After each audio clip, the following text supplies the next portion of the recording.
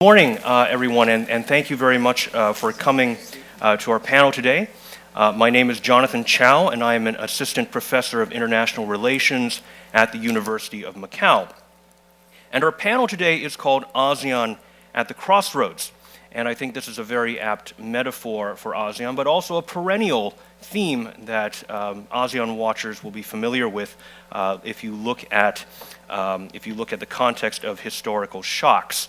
Following the end of the Cold War, questions abounded about ASEAN's purpose. Without a common interest in opposing communism to bind ASEAN, the question was whether ASEAN's unity would fracture or if it would adapt. And we saw responses from ASEAN in the form of efforts to broaden its membership to include Cambodia, Laos, Myanmar, and Vietnam, the so-called CLMV countries. We saw initial efforts toward an ASEAN free trade area and efforts to extend the norms of the ASEAN way to relations with non-members, leading to the ASEAN Regional Forum in '95. Following the '97 Asian financial crisis, we saw similar questions about ASEAN's regional role. Could ASEAN adapt, or had the crisis demonstrated ASEAN's powerlessness and irrelevance in the face of buffeting global economic forces?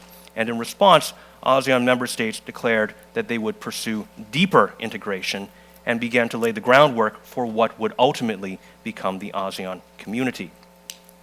Today, the new crossroads occupied by ASEAN is, in my opinion, less a function of any single shock than the aggregated result of major long and medium-term trends, including China's growing capabilities and willingness to assert its interests, territorial or otherwise, the U.S.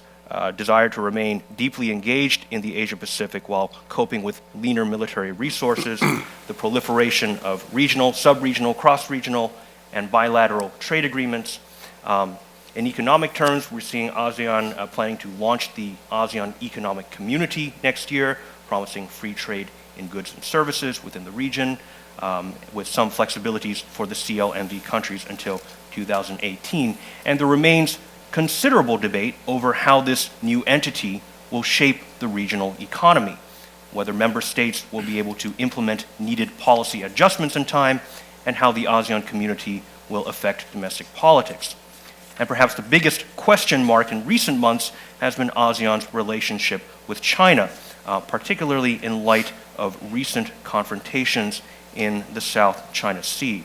How will ASEAN respond to the changing geopolitics of the region as China seeks a more prominent role in Southeast Asia? Today we have a distinguished group of panelists to discuss these and other questions.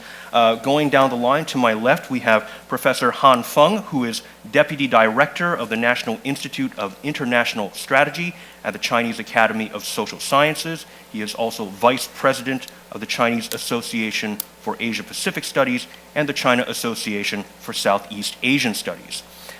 Next, we have Dr. Mark Manyin, who is Specialist in Asian Affairs at the Congressional Research Service in Washington, D.C., where his focus is on U.S. foreign economic policy toward East Asia, and he has also previously served as head of the Asia section at CRS. Next, we have Dr. Nguyen Son, Deputy Director General at the Institute for South China Sea East Sea Studies at the Diplomatic Academy of Vietnam. Dr. Nguyen is a veteran diplomat who has been involved in key moments within ASEAN's development. He served as part of Vietnam's high-level task force delegation that negotiated the ASEAN Charter and also participated in drafting elements of the Code of Conduct in the South China Sea. And last but by no means least, we have Mr. Stephen Wong, Deputy Chief Executive of the Institute of Strategic and International Studies, Malaysia. He is a columnist for the New Straits Times and has served as Secretary General of the Malaysian National Committee for Pacific Economic Cooperation, the Malaysian Committee for Pacific Basin Economic Cooperation, and he has also served on the secretariats of two ASEAN Eminent Persons groups. So I will ask our speakers to speak for 10 minutes. We'll have some discussion and then open it up to Q&A. So I believe we'll start with Professor Han. Okay, thank you, Mr. Chairman. First of all, I should say a few words about the topic. In my earlier understanding, that the crossroads for ASEAN now is it's integration and it's a formal successful experience because of the intensive institutionalization. They have to balance their experience in the past. But suddenly I find it's quite related to South China Sea. I'm wondering whether it's a crossroad for the ASEAN or not. But anyhow, I try to say a few words about the bilateral relations in general between China and ASEAN as a whole.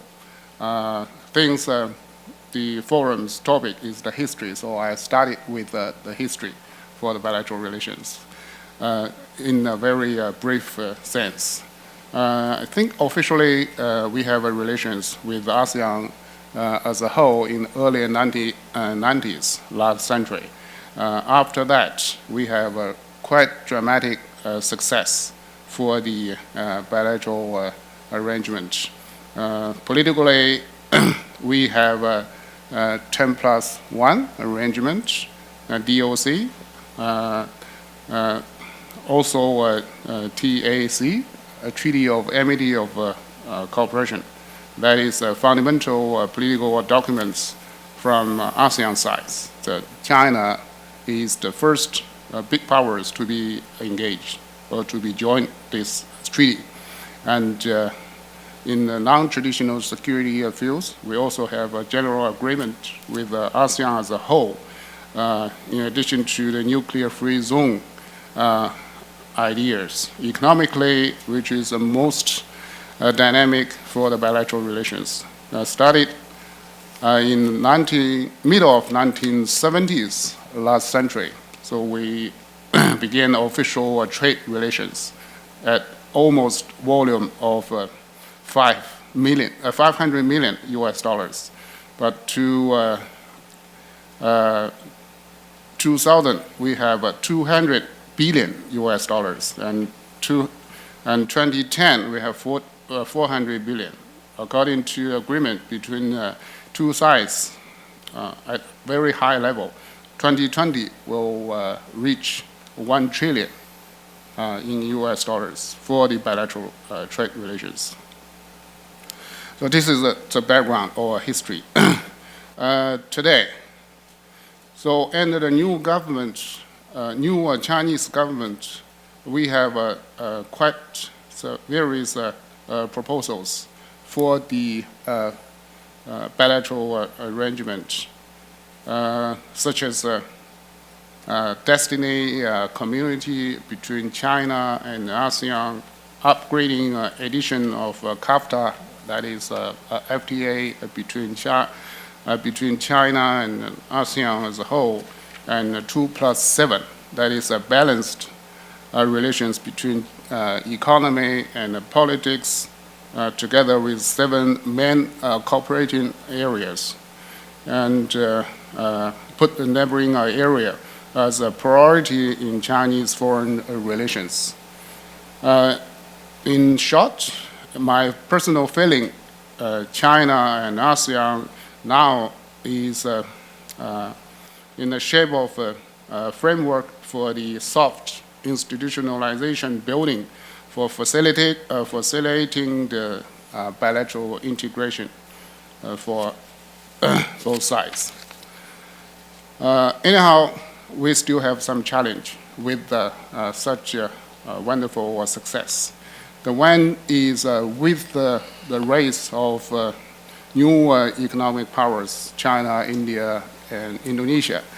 The regional division of labor structure has been changed, and its impact upon the individual members of the region is quite different. So they have to figure out their regional position at current stage. 2, so under the new international situation, cooperation is becoming a more important means and orientation. So mechanism building in this area is getting serious. For example, TPP by U.S., not originally by U.S., but endorsed by U.S., and the RCEP by ASEAN, the CJK by Japan, China, and Korea, in addition to various ongoing mechanisms. All of them are quite rational or good for the regional cooperation, but the relations, coordination among them is quite challenging for the whole region. And three, the Western economic crisis, which has a long-term impact on the regional economy.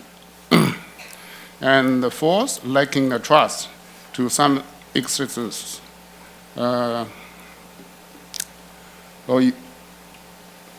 which has been touched upon among the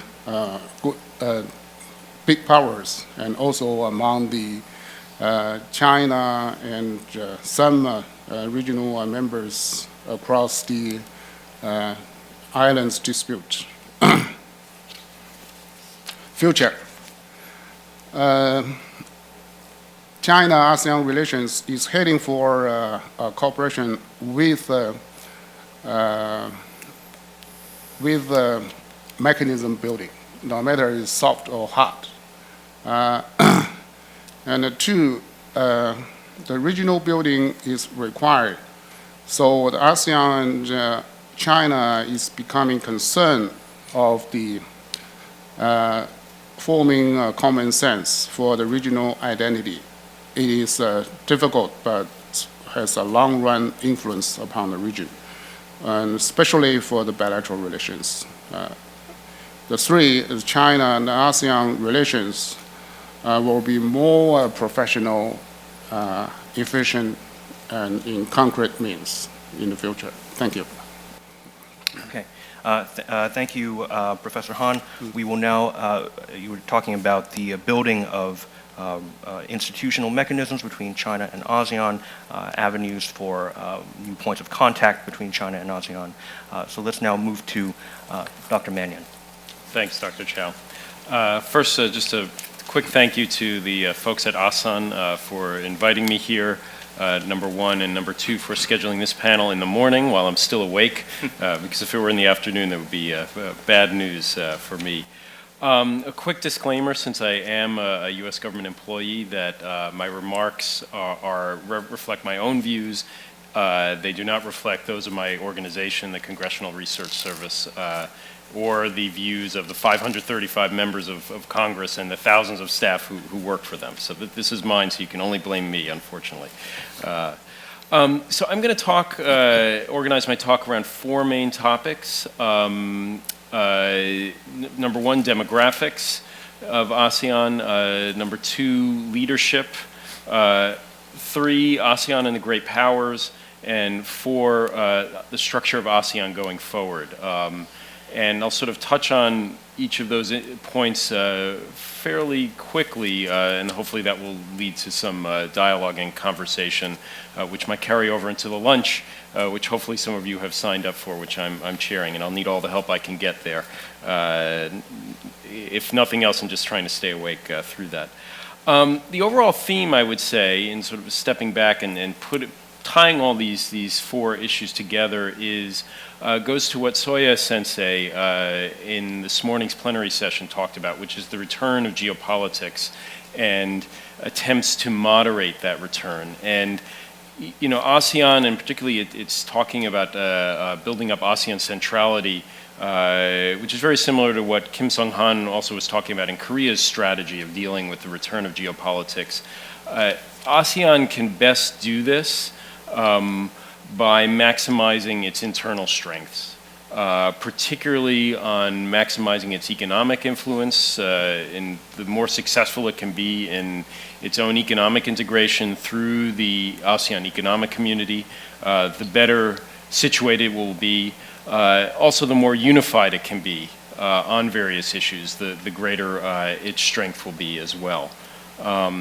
And that will help it, of course, adapt to some of the external circumstances that Dr. Han also talked about in dealing with the great powers, with China and the United States in particular, but also with Japan as well. So first, demographics.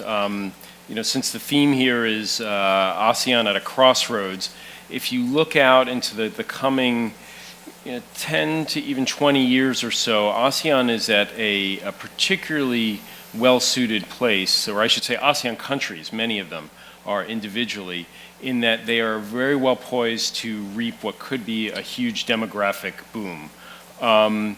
Across ASEAN, there are more prime age adults, that is adults between the ages of 25 and 55, in other words, working age population, than there ever have been before in ASEAN.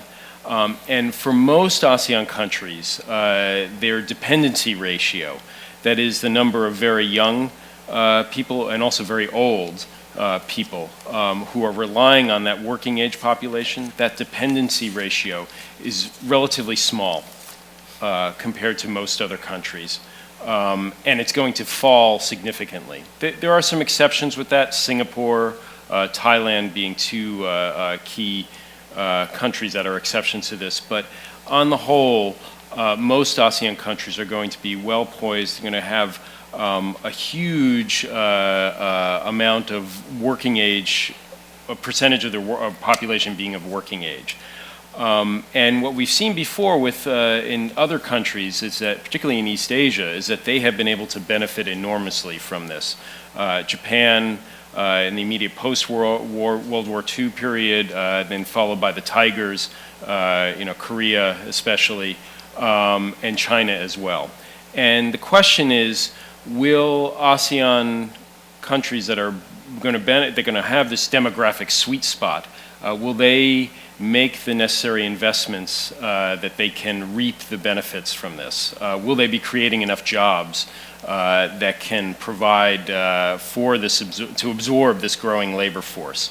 Will they be building the infrastructure to boost productivity, et cetera, et cetera? And to do this, there's going to be a lot of investments that need to be made, physical investments, investments in soft issues like education, and of course also the success or failure of the ASEAN Economic Community will play a big role in this. If these investments are not made, then instead of the model of the East Asian model of successfully taking advantage of this demographic, positive demographic trends, might not be the model that's followed or the path that's followed. Instead, the path might be Latin America, which famously, for many economists, did not take advantage of these positive demographic trends. Secondly, leadership. Who will provide it as ASEAN comes to this crossroads in dealing with this both demographic sweet spot and also this return of geopolitics? In the short run, it's going to be quite difficult, I think. Indonesia, the real potential powerhouse of the region, is going through its own election cycle. And so for at least the immediate several months, it probably is going to be turning inward quite a bit. After that, it will be interesting to see, if Widodo is the winner of the election, as many presume he will be, what kind of coalition does he form? It's not clear what the policies will be. Thailand, the other historical leader of ASEAN, is, needless to say, a little preoccupied these days, and probably will be for the foreseeable future.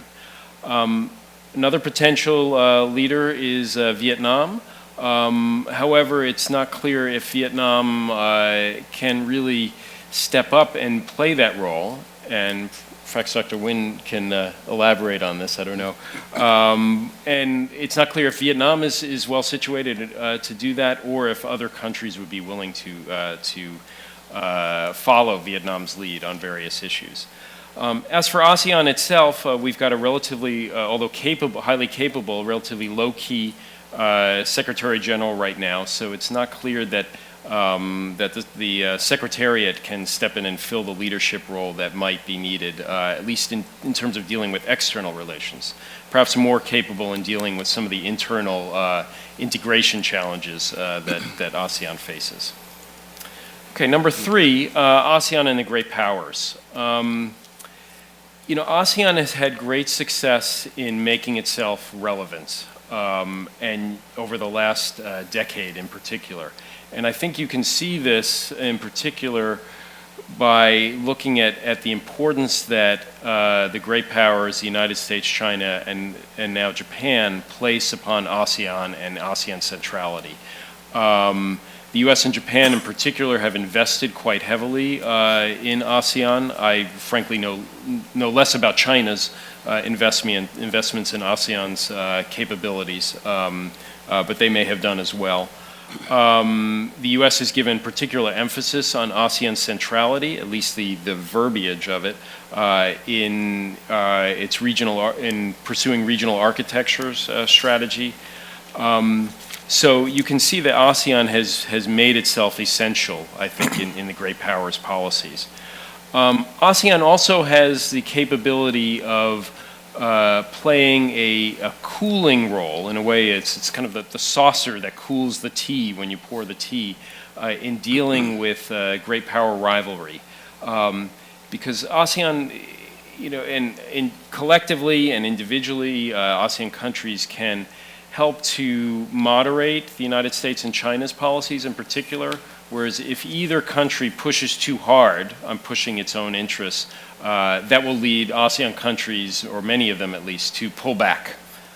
So in that way, ASEAN can play a moderating role in some of the great power rivalries that you see. Now there are limits to that, and we can talk about that in the discussion, but in general so far I think that's played a role in helping with this. Interestingly, one thing that we might want to get into in questions is what role South Korea can play, because to date, South Korea has not been a big player, at least diplomatically, in Southeast Asia, and there might be some things that it can do. Finally, ASEAN structure. Now, ASEAN's norms have served it quite well since it was founded over 40 years ago.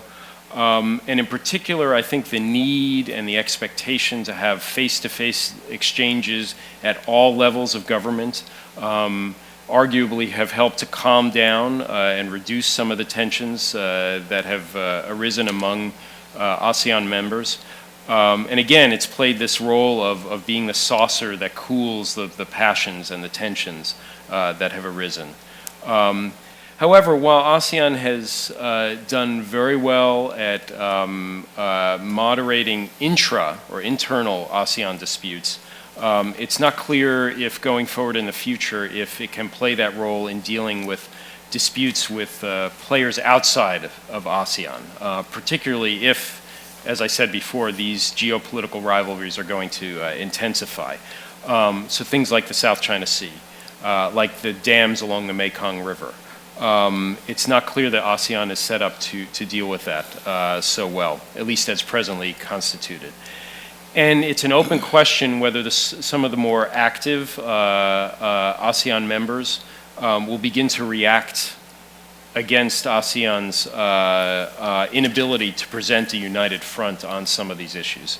We've seen this already, of course, in the Philippines and Vietnam on the South China Sea issues. They've started to resist this.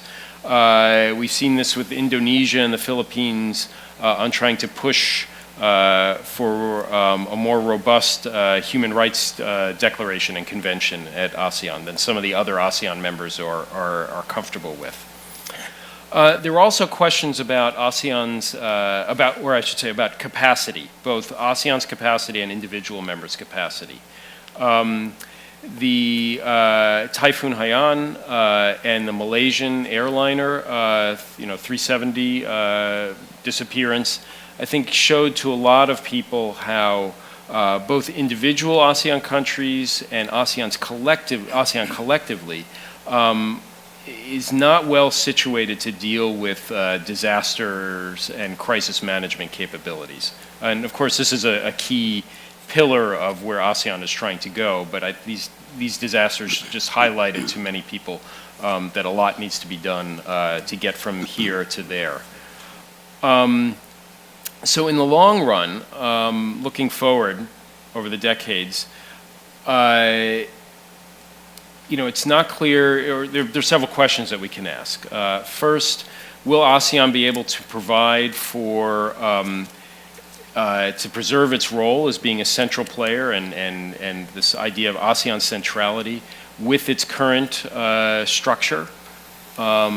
Very open question.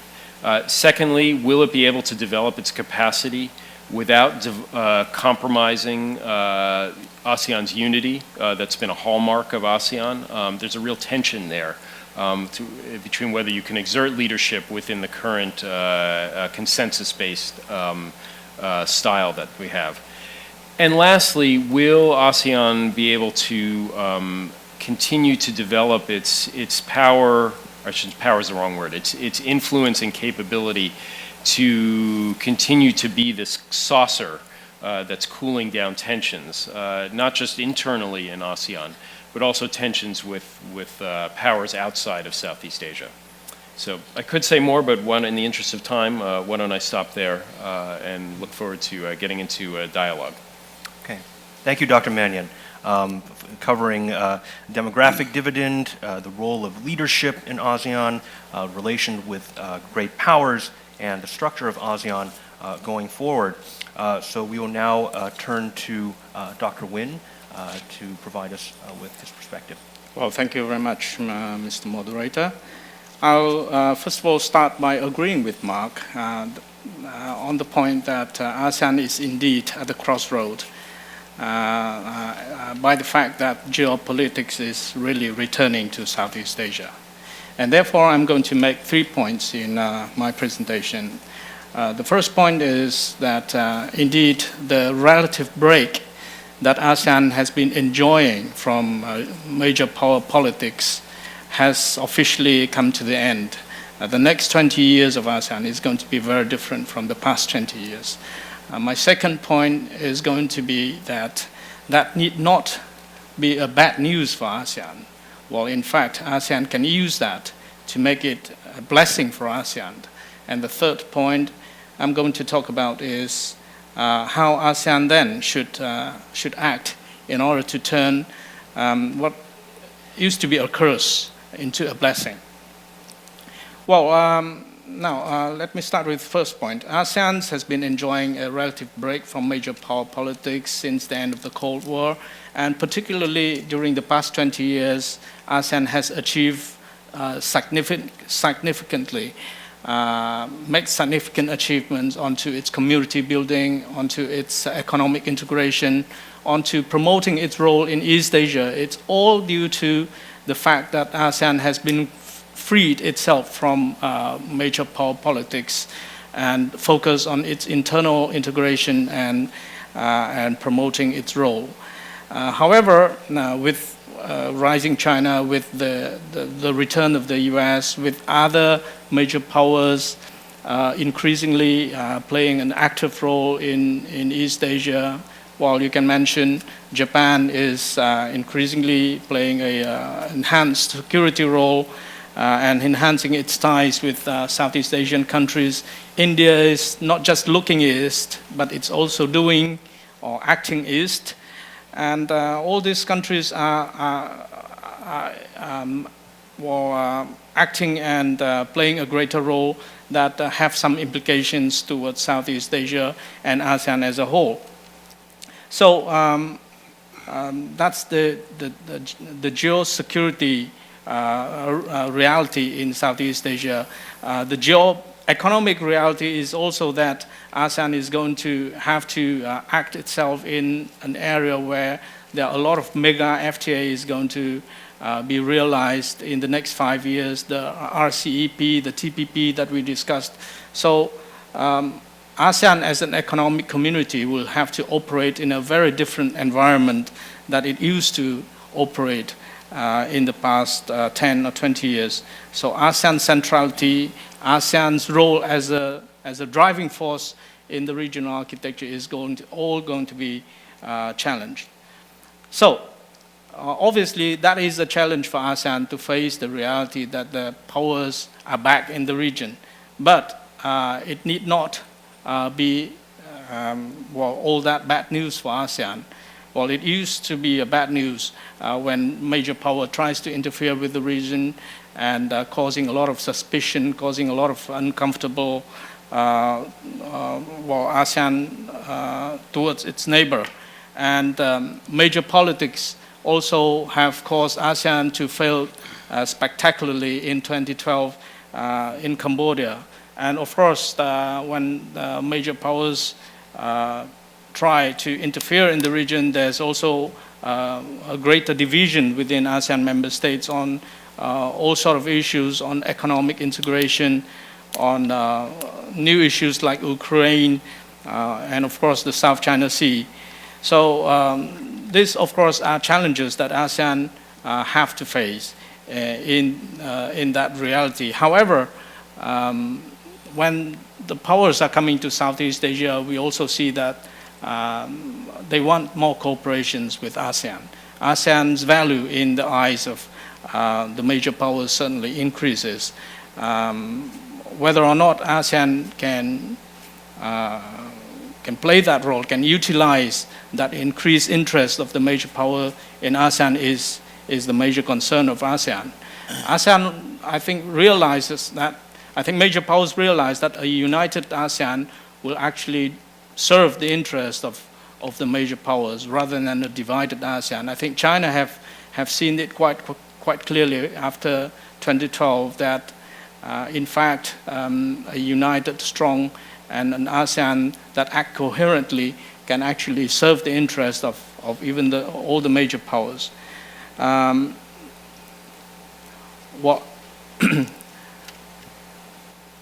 Unlike during the Cold War period, where major power interference in the region often resulted in misperception and a lot of misunderstanding between ASEAN, ASEAN somehow over the years have learned how to live with the major powers, and from a strategy of equidistance towards the major power, ASEAN have changed the strategy and implement an equiproximity strategy and try to get close to all the major powers. So in the face of a new period of major power politics, ASEAN will have to find a new dynamic or new equilibrium on how to play up its centrality and central role in the region. The best way ASEAN can do that, I would think, is to try to help and play a contributing role in trying to manage the power shift in the region. ASEAN can do that by, first of all, stay united and try to have a common voice on issues of regional concern. We have seen that after 2012, Brunei, for example, have taken an ASEAN first policy. Whenever it acts in undertaking its chairmanship, for example, Brunei have always came forward and consulted its ASEAN members on issues relating to outside powers. Myanmar seems to be doing the same, taking the hard lessons from Cambodia in 2012. It is also very careful in handling its relationship with the major powers and put an ASEAN first policy. ASEAN can also do that by being more strategic and putting its regional interest ahead of its national interest. ASEAN can help major powers manage the power shift and manage their own relations by trying to provide the transparency and try to remove ambiguity whenever it can, when it deals with country outside of the region. For example, in its engagement with Japan, with US, ASEAN can be very transparent and therefore help disperse the kind of concern that China may have on ASEAN's relationship with this major power.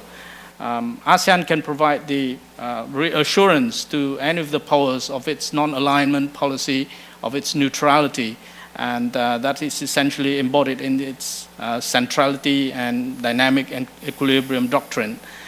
ASEAN can as well help monitor major powers' activities in the region in order to provide transparency and assurance and build confidence in the region. And by doing so, it can help provide early warning whenever it sees signs that certain major powers might disorient itself from what it perceives as the norms or the standard or the rules of behavior in the region. So as a mediator, as an honest broker, ASEAN can help to transparentize the rules of the game. It can help clarify the rules of the game and then help monitor the rules of the game for the benefit of all the major powers and the countries in the region. And that is how ASEAN can play up its centrality role. And I would say here that the notion of ASEAN being at the driver's seat needs to be reviewed in the new context. I think it's the better analogy for ASEAN would be an ASEAN at the center or on top of an air traffic controller, trying to help major powers navigate in the region and trying to to prevent collision among those all the major powers while welcoming all of them onto the ASEAN's airport for the benefit of all. So that ends my remarks. Thank you. Thank you, Dr. Nguyen. And I'm very glad that you mentioned this matter of ASEAN being an honest broker, making rules clearer, serving as a traffic controller. As we move into the Q&A after Mr. Wong, I want to come back to this issue about ASEAN's rules, this question of a rules-based organization and ASEAN's norms of informality. So now we turn to Mr. Wong. Thank you very much. Let me start. I was going to talk about ASEAN community, but based on the presentations that have gone on before, let me just make 3 very quick comments. My first comment is that an elephant is not a hippopotamus. A hippopotamus is not a horse. Although in the ASEAN case, the hippopotamus sometimes dreams of being a horse, but is still a hippopotamus. But it is certainly not an elephant. What do I mean by this? ASEAN is a useful organization. It's demonstrated. In 2017, ASEAN will be 50 years in existence since the declaration. I think during that time, there is no one who would say that ASEAN was totally dispensable, at least at critical areas. So it's turned out to be a very useful organization, point number 1. But point number 1A, it is not a complete or a comprehensive organization by any stretch of the imagination. If it was, there would not have been the evolution. It would not have had to sort of grow branches and twigs, and to expand its reach as challenges from the external environment have come in, and also it has had to put up with competing proposals. So it's useful, it's not complete, at least not yet, but still we insist in looking at ASEAN in maximalist terms, okay? It has its strengths, it has its weaknesses, many of them.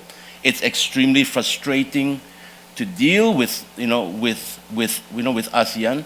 It is silent on many things, and yet it is vocal on some things, okay? So the question that is really put to us is this: if we think that life with ASEAN is frustrating, we're not getting anywhere, we're just inching forward, maybe we should try living without it. Is that a better solution? Okay? And the answer, if looking back in the past 50 years, is not. Geopolitics, the return of geopolitics has increased the stock, the purchase, the traction of ASEAN. It has not decreased it. All right? The whole thing about the US pivot and etc. Every time there are these things that come out, China is not a threat to ASEAN. China has embraced ASEAN. China has made ASEAN more viable and more, although in trade terms, that's. Now, let me turn to what I really want to talk about, which is about ASEAN Community. This is ASEAN Community 2015. The chair will be in Malaysia's court. It will be up to the Malaysian chair to state, yes, we have achieved community, and no, we have not achieved community. Of course, the second is not possible. Politically, no ASEAN chair will say, well, I'm sorry, guys, we mucked up big time. We're not going to get there. And, we've always had over the last, not 50 years, but the last 30 years, this thing about half empty, half full. This is a ridiculous thing. It is both empty and half full because it has accomplished some things and it has not completed others. Now, it's very important about this ASEAN community because we think in maximalist terms. We want efficiency, we want functionalism, we want all of these things, and we know that this is not, that an elephant is not a hippopotamus. Well, a hippopotamus is not a horse, okay? But we continue with this. We continue to use the yardstick of perfection against an organization like ASEAN, which has shown consistently that it cannot be used against this yardstick of perfection. The central question that will appear in the region in 2015 to ASEAN, which is the real crossroads, is this. Are you a community to be taken seriously? Okay? Has ASEAN overreached itself by promising to be a community? Now, mind you, this does not mean that ASEAN has been disingenuous about it or insincere about it.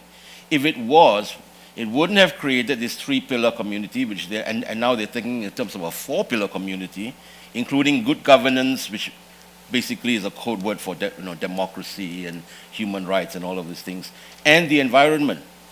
They have put this forward. They have put forward high-level action plans. They have put forward, what needs to be achieved.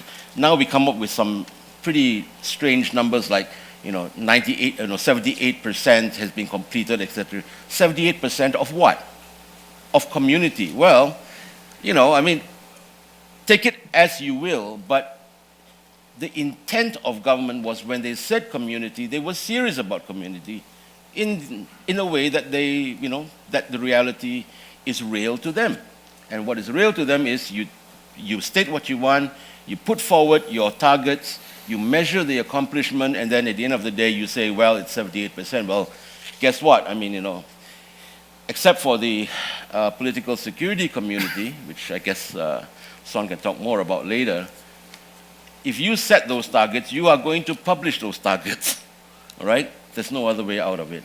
But however, this is not a matter of targets, this is a matter of whether or not, at the end of the day, the jury, which is all of you people out here, figure that ASEAN contains to remain relevant. Okay, that's number one. Number two, whatever happens in terms of ASEAN Economic Community, the economic pillar, it's great. It's important. It's good. I've worked on it, all right? I said I didn't want to spend the rest of my career working on ASEAN or ASEAN Economic Community, and now I end up doing that. But ASEAN Economic Community is important. It's going to have achieved some things. It's not going to have achieved other things. That's why right now they're talking about the post-2015 economic thing. What does the post-economic 2015 economic program mean? It will mean that 2015 has not achieved everything that it has. Okay? And this is not to be unexpected. Many of the things that remain behind are with countries, because you only tick something off a checklist when all 10 countries have achieved it. If it's 7, it does not qualify for a tick. And in many cases, Cambodia, Laos, Myanmar, some of these other countries may not have passed the relevant legislation, they may not have done certain things, and so there is no check mark against that. Well, fine. ASEAN Economic Community will continue to 2020, 2025, 2030, doesn't matter, okay? What really matters is this. We have also set up ourselves to take a fall in terms of the RCEP, the Regional Comprehensive Economic Partnership, which is actually being driven not by ASEAN, but is being driven by the TPP, all right? Because before this, ASEAN didn't want to talk about competition, didn't want to talk about intellectual property within their free trade. You look at what we have with China, the ASEAN-China, you look at any of them, it's not there. But as soon as the TPP emerges, then now RCEP becomes, we want a high-quality regional agreement among ASEAN plus 6. How did that come about? Okay? So it's from the outside. But whatever happens in terms of the ASEAN Economic Community, it is not going to be the thing, the one thing that is going to make ASEAN Community. That one thing that's going to make ASEAN Community or break it is whether or not ASEAN can ensure the security of the internal and external security of its people. It's got nothing to do with the economics. The economics will just go on and it'll be, one foot in, 1 foot out, and it'll dawdle along, but it'll move forward. But the real test in 2015, the question that people are going to ask, all right, ASEAN, are you doing enough to ensure that, the political security community is strong enough to hold us together, not break under the great challenges that are being placed on us, okay? Now, to date, today, all right, if we were on 31st December 2015, it's going to be a hard slog, all right, to promote the idea that ASEAN Community, with the most important pillar being the political security pillar, is anywhere close to being complete. Okay? That is the problem that we now face. It's not about external powers, it's not about what role we can play, etc. It's about this, because unless we do this, then all the other things that we have built up around, on which all of our countries, whether you know it or not, have got a high dependence. For example, the EAS, the ADMM, the ADMM Plus. Unless ASEAN remains together, all of these other things fall off. Okay? So that is going to be the central challenge, I think, to ASEAN. I've got many more things I've written down, but I probably just want to stop here and just open it up for discussion. Thank you. Okay, thank you very much, Mr. Wong. As I listen to all four of you speak, I'm beginning to detect something of a common theme, and the way I'm going to try to frame this is in terms of the supply and demand of regional institutions.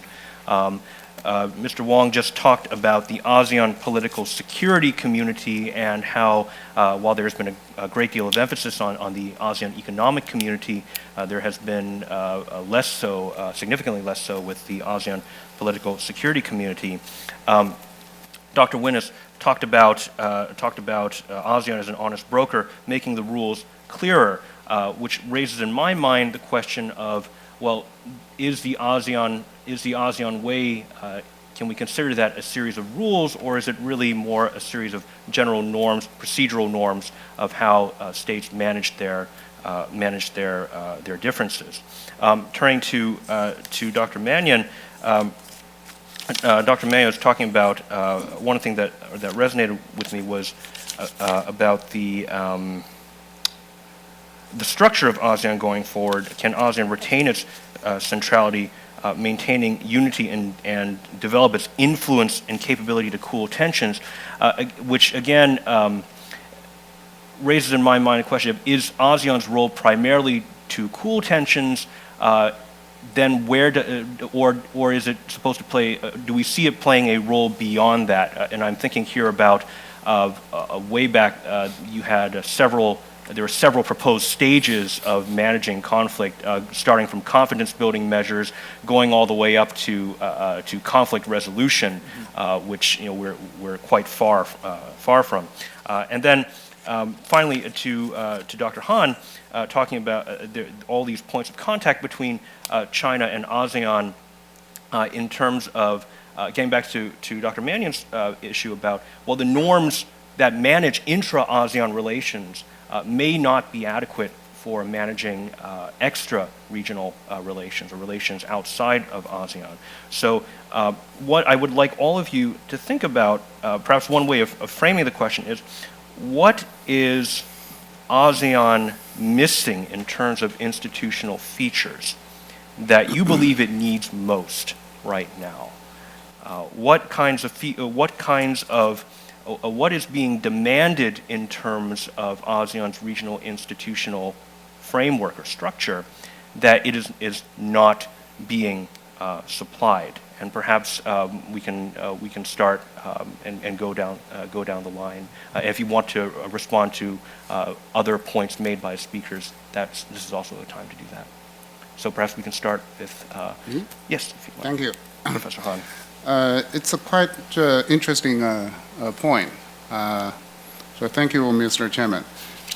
In my understanding, I use the words invisible ASEAN. So ASEAN is powerful, especially during the annual meeting for the top leaders and various levels of ministerial level. So they have a lot of decision-making capacity. But in between, it's difficult to find ASEAN. You have a secretariat organization based in Indonesia, but it's not powerful enough to coordinate the members' actions for implementation of the policy passed by the ministerial meeting or even summit meeting. So this is the difficulties for the day-to-day relations, especially between ASEAN and big powers. I give you an example. During just before the eve of the 10+1 between the FTA arrangement between China and ASEAN, so suddenly we have some complaint from ASEAN members like Indonesia, I remember Thailand and the Philippines, but we cannot find ASEAN in such an emergent time. So just before the establishment of FTA, so we have to deal with the issue on a bilateral level. So this is quite complicated situation. So we have ASEAN as an organization, but sometimes we cannot find. So Dr. Manyin? Sure. Actually, I have a very similar response, which is I don't know if this is the most, to get to your question, I don't know if this is the most important thing, but something that jumps out at me is the capabilities and size and capabilities of the Secretariat, which I think most outside observers and certainly many internal observers would say is far from adequate given the demand signals that are being put in place. Now, having a more powerful Secretariat can also make some people uncomfortable in ASEAN because of, if you have the capability, then what are you going to do with it? But nonetheless, I think that this current size, which I believe is, staff is what, under 200? Is that correct? Less than that. Less than that. So, is just woefully inadequate to that task. In terms of raising questions, I thought it was interesting. One thing that Professor Han mentioned, which I think he was implying, which is this competition between regional economic fora, RCEP, TPP, CJK. I don't see them as being necessarily in competition with one another. And we had this discussion at dinner last night, he and I did. I see them as probably more having more complementarity than competition, and I think it's quite useful to have these, in a way, a dual track or even multi-track options for ASEAN members to join, particularly if you compare some of the more developed countries versus lesser developed countries, that it can be quite useful. So I don't see that they're in as much competition as perhaps he does. Okay. Dr. Nguyen.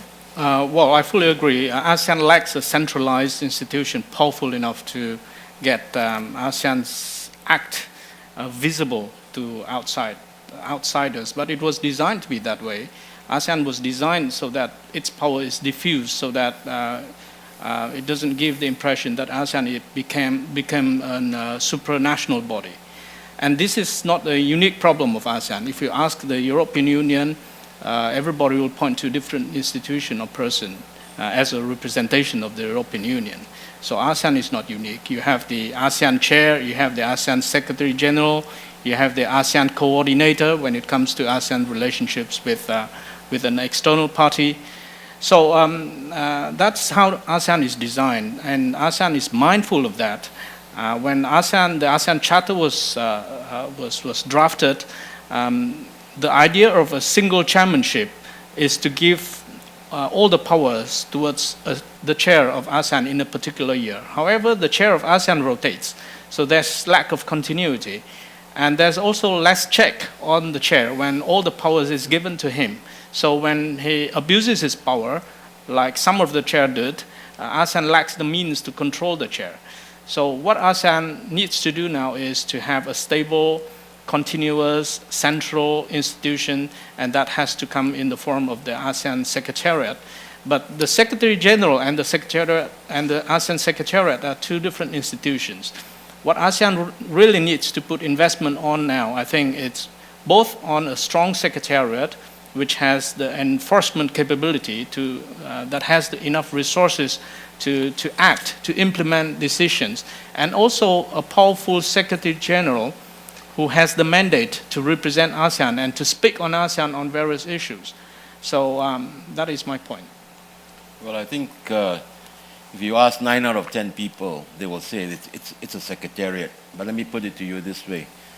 If you point to the secretariat, it's like the hippopotamus dreaming of being a horse again. Okay? Because you cannot have a powerful secretariat, as Mr. Son has pointed out, until you change the way that the ASEAN is formulated. ASEAN does not driven by its leaders, okay? Not the heads of government. The heads of government basically carry out a ritualized, almost dance, okay? They say the right things, but it's all being cleared by two bodies. One is the foreign ministers, what they call the coordinating ministers now, and the economic ministers, who don't even talk to the foreign ministers and just go off and do their own thing, okay? So these are the two things, and then the senior officials that come under them are the ones that really do all of this thing. And that while we say it's a leaders-led summit and it's top-down, etc., it's not. It's really dictated by the middle. It's not only the case that we don't want an overpowerful secretary because of supranationalism.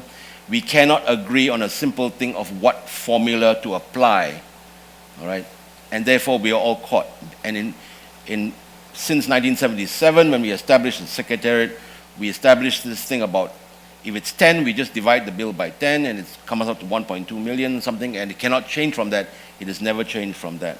Now we're starting to talk about, you might see in another 12 or 18 months, where we would actually not talk about funding the secretariat, because that will imply that we know what the formula is and we can't come up to an agreeable formula.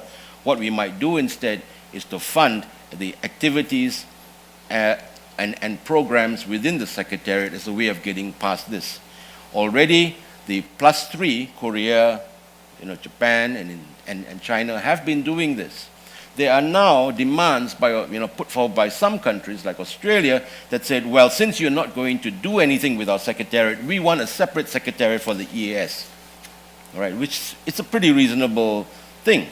But this secretariat is then not only going to be another secretariat, it's going to be a secretariat that undertakes a lot of functions and a lot of activities that are not ASEAN-based, but EAS-based, okay? What I would like to see, one, I would like to see the formation of a troika. I'd like to see the past chair, present chair, and future chair making collective decisions so that there is stability. Because when we come to the road and we pass the chair to a country X, who shall remain unnamed, and this country X is not, the foreign minister not particularly interested in ASEAN or not particularly clever, okay, then ASEAN basically comes to a standstill, okay, and it's happened before.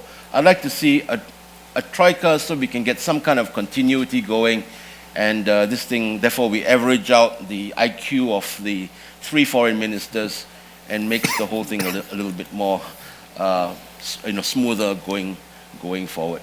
Still, try to break this deadlock in the secretariat but we've been talking about it since 1992 when I was the chief note taker and report writer for the eminent persons group that presented to the Singapore Summit on the Secretariat, and it wasn't agreed in 1992. I doubt it will be decided in 2022. Thank you very much. Thank you. So I think we have about 15 minutes. I've been instructed to end us promptly at 11:45 so we can go for lunch. But we have some questions. If you could please identify yourself and your affiliation. Let's start with you, Stephen.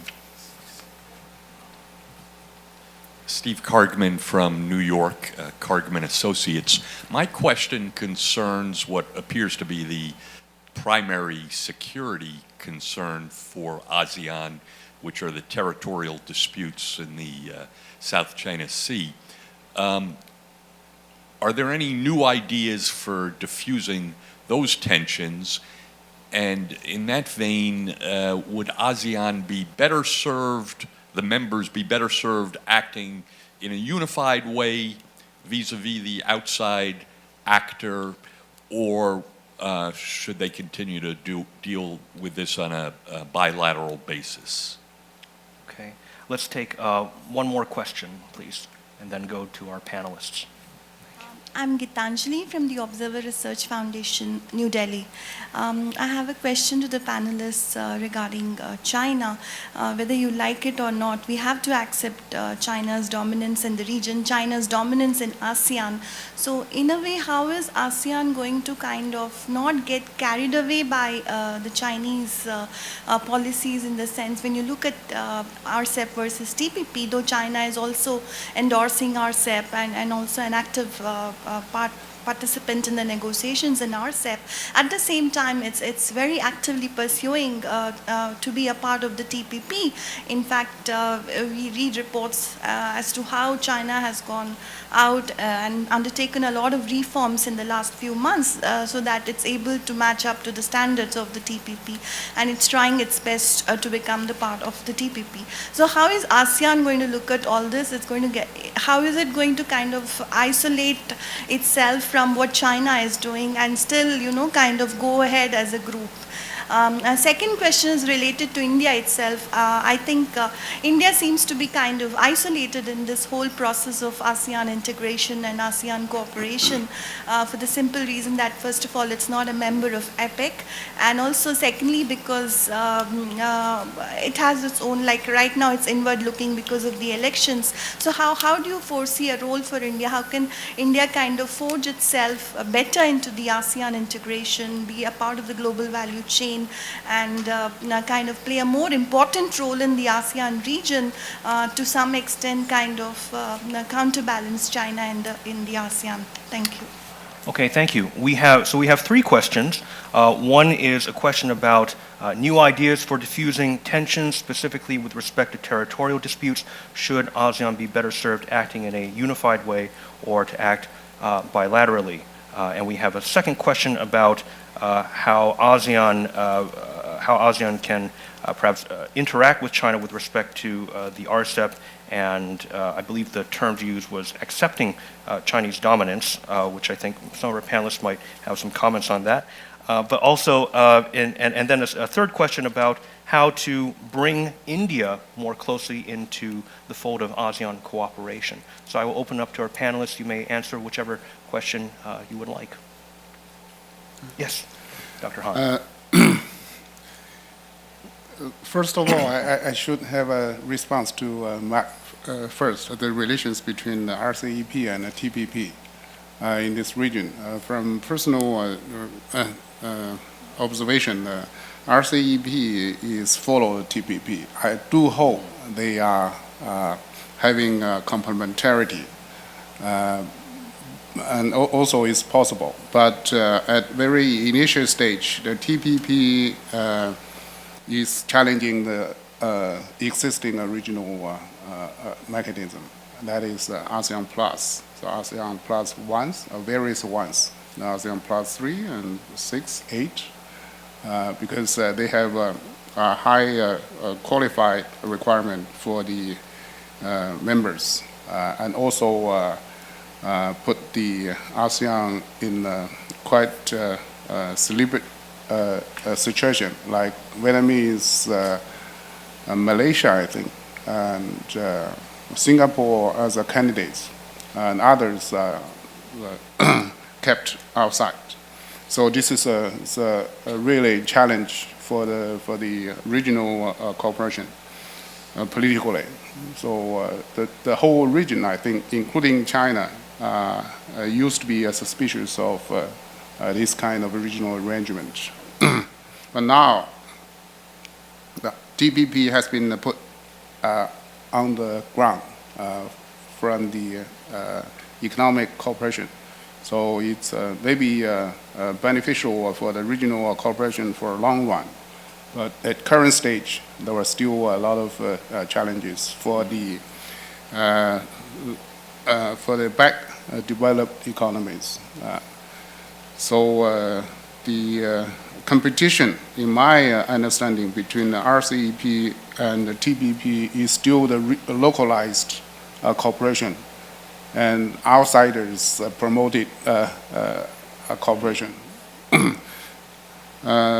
For the security issues, whether ASEAN can be as a whole for the solution in this region, especially for the South China Sea. I think South China Sea has quite complicity in various diversity. It's a sovereignty-based regional security issue. That means we have islands dispute, that is sovereignty issues. Upon it, the energy and resources, so there is a the judgment in that area has plenty of energy and resources. And later on, the sea line safety, it's an important sea area for the international transportation, of course. So affiliating a lot with the international politics or power relations. So it's transferring from one period to another. So the content and the priority for the issue is quite different from time to time. So as a political arrangement, I think we have a common sense with ASEAN. I mean, between China and ASEAN already. In 2002, we have a DOC. And also, we are pushing for the COC at current stage. And in 1990s, we also have an official arrangement or negotiation between China and ASEAN on so-called South China Sea issue. My boss. No, it's okay. If you just finish your last point. Yeah, show me. I have to stop here. Okay. All right. Well, let's. We have a couple of responses here from the other end of the panel. So, Dr. Nguyen. Well, does ASEAN have any new idea on the South China Sea? I would say yes, because it derives from its new thinking or new conception of the South China Sea issue. ASEAN no longer believes that the South China Sea is just about territorial disputes, but they believe that the South China Sea issue is also a maritime dispute, and that relates to the interpretation of the international law, interpretation of UNCLOS. It's also a matter of geopolitics, and that's very much in the interest of all ASEAN member states, not just the claimants. However, ASEAN is now also encouraging the claimants to sit together.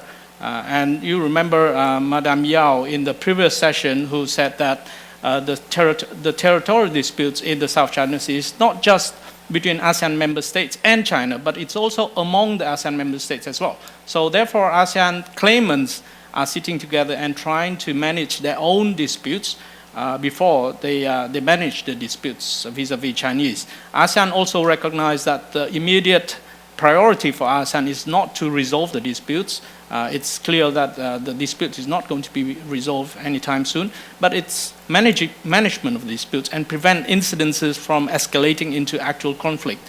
So with new thinking, with new approach, ASEAN is trying to approach towards China and trying to convince China to negotiate a kind of code of conduct which place emphasis on incidents prevention. Now, whether or not ASEAN accepts China's dominance in the region, I don't think ASEAN will accept any major power's dominance in the region. And I don't think it's even in China's interest to dominate the region. Let's talk in terms of trade. Well, most of the ASEAN's trade deficit, ASEAN is able to pay the deficits in ASEAN's trade relations with China because ASEAN has the surpluses in its trading relationship with the United States or European Union. So I don't think China would want ASEAN to cut off all those trade relationship with other countries in order for it to trade with China alone or for China to remain a dominant economic power in the region. But ASEAN does want to have other options than just the China option, and therefore ASEAN is diversifying its security and economic relationship by forging FTA with India, with Japan, and is trying to engage in TPP talks with the United States. So diversification is the ASEAN keywords here. India, how can it play a greater role in the region? I think by being more active. As I said earlier, India has been adopting a Look East policy. We welcome that, and we look forward to receiving more India's participation, projects, activities, and contribute to the mechanisms which India is already part of, like the East Asia Summit or the ASEAN +1 mechanisms that ASEAN has with India. Thank you. Mr. Wong, you have the last I'm word. the one holding back everything. No, not at all. We actually have several minutes left. Okay, So, all right. about 3 minutes First, left. the point I wanted to make was what Dr. Son already made. The COC, ASEAN's thing is about management of the area, not about the settlement of the sovereign claims. Okay, so that one is, as he says, it's going to take centuries to sort of resolve if such a short time frame. It's a management right now of the current problems.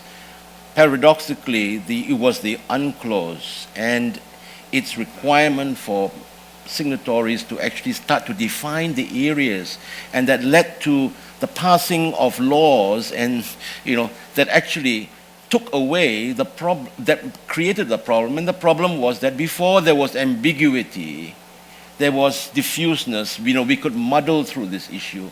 But once we have greater clarity of these issues, then we have actually made the problem more upfront in our face and then demanding responses. Okay? So if we could go back again, please, and not choose this litigious route and undo many of these things. Not that it is possible, but if we go back to this period of ambiguity and whatnot, then there's less to fight about. But it seems like time is an arrow, right? And this thing can only go forward.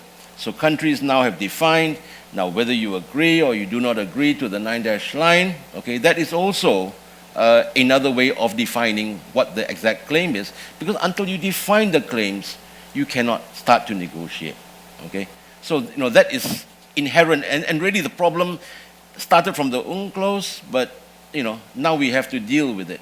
But we don't have to deal with it right now. So let's just all say, let's talk about how we can conduct ourselves, etc., without talking about sovereignty and the sovereign claims. Okay. On TPP, RCEP, I have a different view. I've actually gave a paper to the KIEP last year on how they're not only complementary, but they actually affect one another, and they are the 4 outcomes. Okay. If TPP fails, if RCEP succeeds, etc., please refer to the KIEP website, and maybe you can get some of that. On the role of India, let me say that really India is a powerhouse. It's got a lot of potential. It wants to be part of the region. But I think, in some of the things that it has been doing with ASEAN, it's hardly scratched the sort of surface. Okay. And in some of the things, India takes a very protective position of its national interests, and this kind of makes it a little bit difficult, in terms of going forward when everyone is thinking in terms of liberalization. We come across with a hard bargainer like India, and no one can bargain and negotiate it, like the Indians, and so we don't generally get very far, but maybe this can change down the road. Okay. Did you have one? Okay, so all right, they're holding up the please end sign. If you okay, maybe we can continue this conversation over lunch then. So please join me in thanking our panelists for a very lively discussion.